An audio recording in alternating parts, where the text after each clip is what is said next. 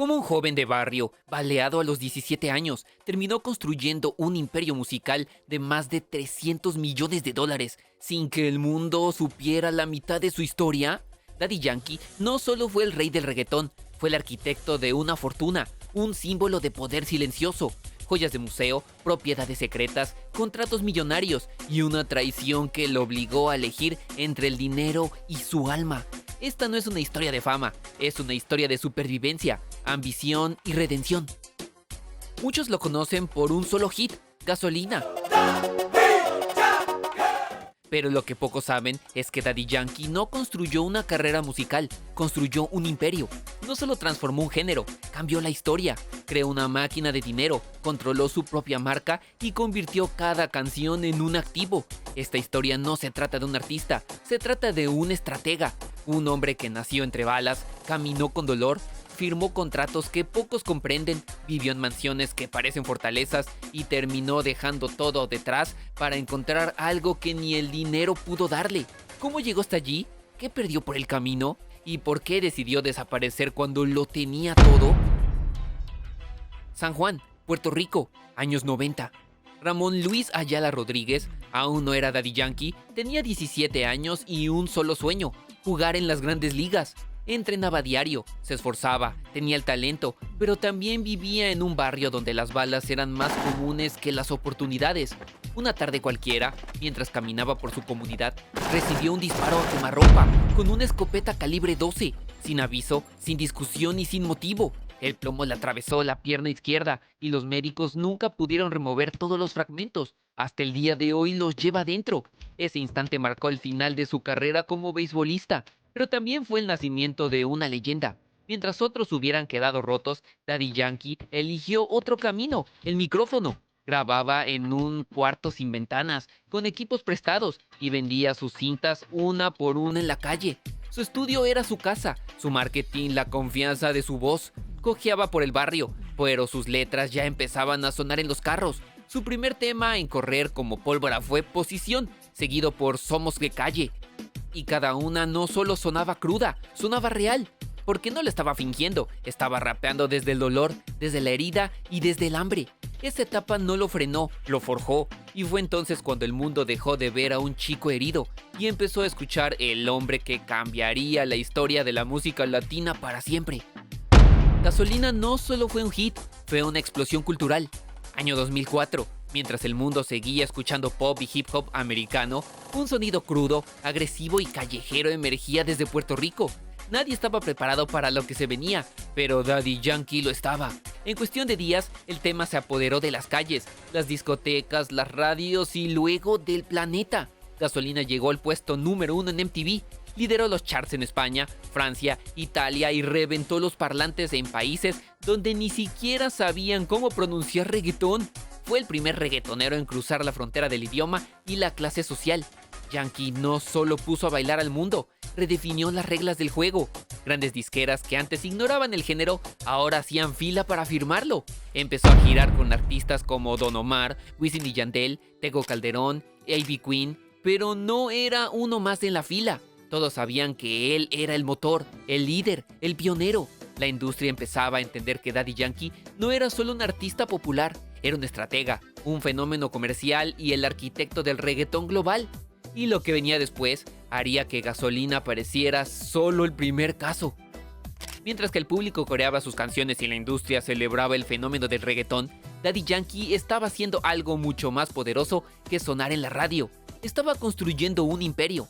A diferencia de muchos artistas que solo buscan fama y aplausos, Yankee pensaba como empresario desde el principio. Sabía que la música podía ser pasajera, pero los derechos, los contratos y las propiedades intelectuales eran eternas. Por eso, cuando firmó con Interscope Records en 2005, lo hizo con una jugada maestra. Negoció desde la posición del poder. No se limitó a grabar bajo una disquera, exigió crear su propio sello, el Cartel Records. Lo que parecía ser una marca para el público era en realidad una estructura corporativa completa, con equipo legal, producción, distribución y marketing propio. Daddy Yankee dejó de ser el artista y se convirtió en el dueño del producto. Cada disco, cada canción, cada colaboración pasaba por sus manos. Él no firmaba contratos como cantante, los firmaba como licenciante de su catálogo. A lo largo de una década, entre 2006 y 2016, se estima que generó más de 100 millones de dólares en ingresos combinados, giras, regalías, publicidad, derechos de sincronización y contratos exclusivos. Pero lo más impresionante es cómo monetizó su legado.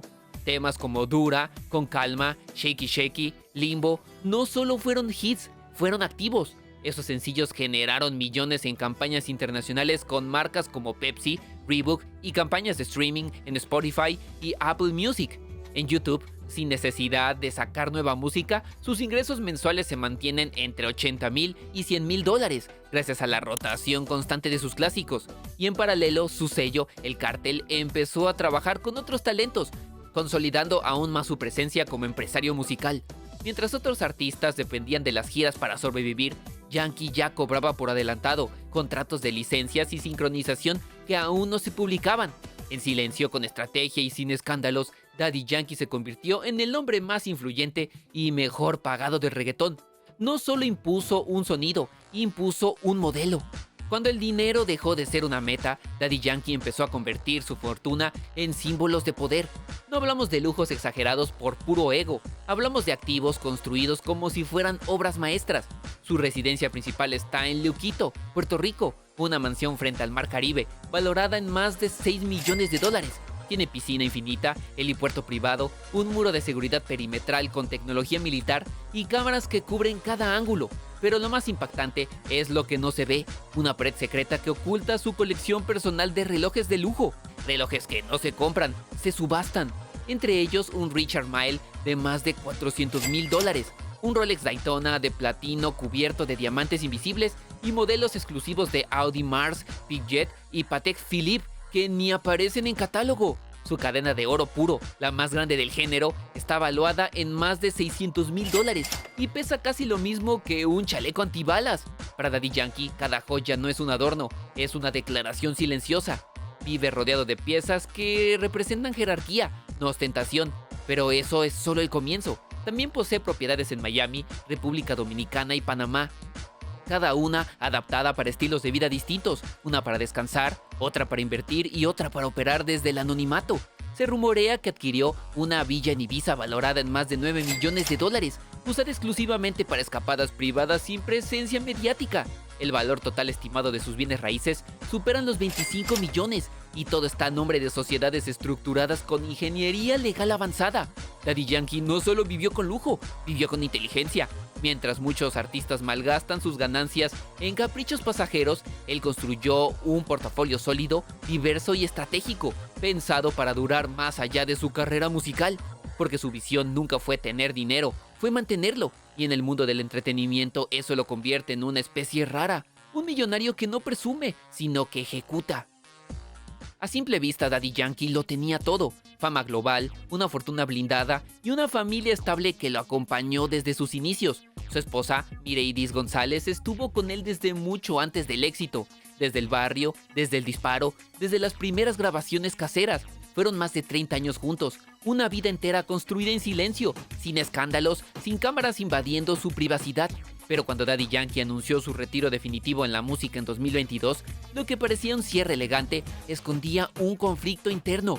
Según múltiples fuentes, Mireidis no estaba de acuerdo con el retiro, no por la decisión artística, sino por las implicaciones financieras. Se rumorea que tras una auditoría de sus empresas y activos, ella inició una demanda legal para exigir una parte significativa de la fortuna acumulada.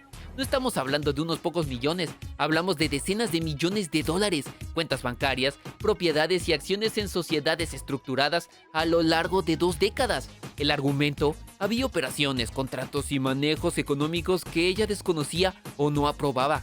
La demanda no fue mediática, pero los movimientos financieros posteriores dejaron rastros. Según reportes, Daddy Yankee tuvo que ceder parte de sus activos, incluyendo propiedades y porcentajes de participación en ingresos residuales. Algunos los ven como justicia. Una pareja que construyó todo desde cero debía compartir el fruto del imperio. Otros lo ven como una traición. La mujer que lo acompañó durante las batallas terminó reclamando el botín cuando él bajó el arma. Lo cierto es que ni el dinero, ni la fama, ni las mansiones te protegen de la decepción más dura, la que viene desde dentro. Mientras Daddy Yankee se despedía de los escenarios, también cerraba un capítulo íntimo lleno de grietas invisibles. Y es ahí donde esta historia cambia de tono, porque el hombre que construyó un imperio desde el dolor ahora enfrentaba la pérdida más difícil de calcular, la confianza. Pero aún con el corazón herido y el alma en transición, Daddy Yankee tenía algo claro. Su historia no iba a terminar con un escándalo, iba a terminar con una transformación total. Después de décadas en la cima, Daddy Yankee lo tenía todo: reconocimiento global, ingresos constantes, el respeto de toda una industria. Pero a pesar de los lujos, los récords y el poder, algo dentro de él seguía vacío. Porque puedes mantener jets privados, relojes de diamantes y propiedades frente al mar, pero si tu alma no encuentra propósito, todo eso se convierte en ruido. Durante su última gira, La Última Vuelta, ante miles de fanáticos, Daddy Yankee hizo una confesión que nadie esperaba: he vivido en la cima, lo he tenido todo, pero nunca había sentido un propósito real. Hasta ahora, Dios me llamó. No era una estrategia de marketing, no era un discurso preparado, era un hombre real frente al final de un ciclo, tomando la decisión más difícil de su vida: abandonar el personaje y volver a ser Ramón. El mismo joven que sobrevivió a un disparo, el mismo que vendía discos en la calle, el mismo que construyó un imperio con las manos, ahora decidía entregarlo todo para seguir un llamado espiritual. Renunció a seguir grabando, canceló futuros contratos, rechazó ofertas millonarias para hacer giras adicionales y, lo más importante, se quitó la corona, porque entendió que la verdadera riqueza no está en lo que posees, sino en lo que te sostiene cuando ya no necesitas demostrar nada. Hoy Daddy Yankee vive fuera del foco mediático, dedicado a su fe, a su familia y a un nuevo propósito: ayudar a otros a encontrar lo que él no encontraba entre trofeos. Ya no le interesa estar en los rankings, su legado ya está escrito. Lo que busca ahora no es fama, es paz.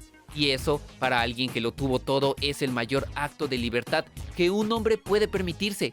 Porque el Big Boss no desapareció, solo eligió un nuevo escenario: su alma.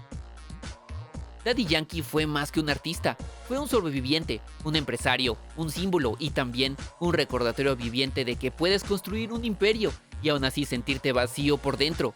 Porque la cima no es un lugar físico, es un estado mental, y el verdadero lujo no es lo que tienes, es lo que ya no necesitas demostrar. Después de vender millones de discos, llenar estadios, acumular fortunas y marcar generaciones, eligió el silencio, eligió paz, eligió propósito y eligió algo que el dinero no puede comprar. Y mientras él cerraba un ciclo, una nueva generación comenzaba a hacer historia. Tal vez no con reggaetón, pero sí con talento, contratos millonarios y un futuro brillante como impredecible. ¿Puede un chico de solo 16 años tener una vida más millonaria que muchos artistas consagrados? ¿Puede vivir como estrella global antes de siquiera ser un adulto? Haz clic ahora en el video de la trillonaria vida de Lamine Yamal y sorpréndete con los números, los lujos y las decisiones detrás del nuevo fenómeno del deporte y la riqueza. Créeme, este chico no es el futuro, ya es el presente. Suscríbete y nos vemos.